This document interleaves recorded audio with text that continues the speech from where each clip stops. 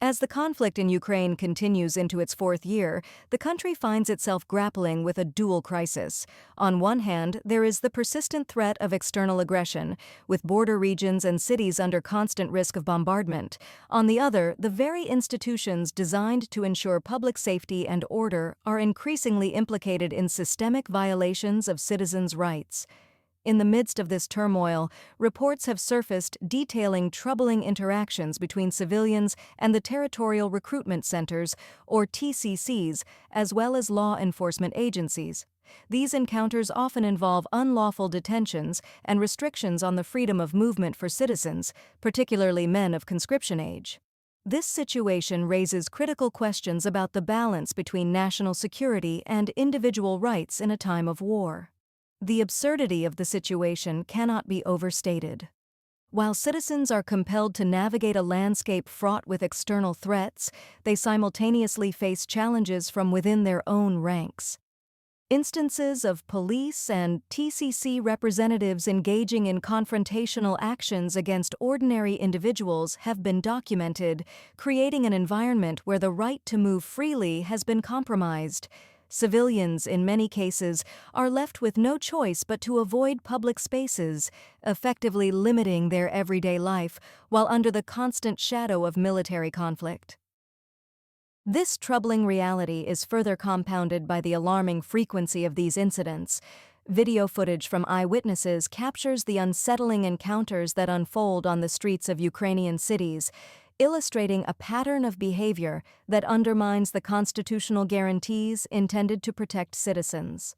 Those tasked with upholding the law are instead implicated in actions that violate the very rights they are meant to protect, creating a chilling atmosphere of fear and uncertainty.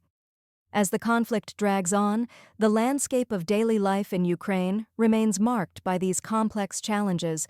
The ongoing war continues to shape the experiences of its citizens, who must navigate not only the external threats posed by aggression, but also the internal struggles with authority. The ramifications of these systemic violations of rights are profound, affecting the fabric of society during these tumultuous times. In this environment, the fundamental freedoms that are often taken for granted are increasingly put to the test, leaving many to ponder the true cost of security in a nation at war. The ongoing conflict and the accompanying human rights challenges represent a stark reminder of the delicate balance between state power and individual liberties, a balance that is being increasingly disrupted in these times of crisis.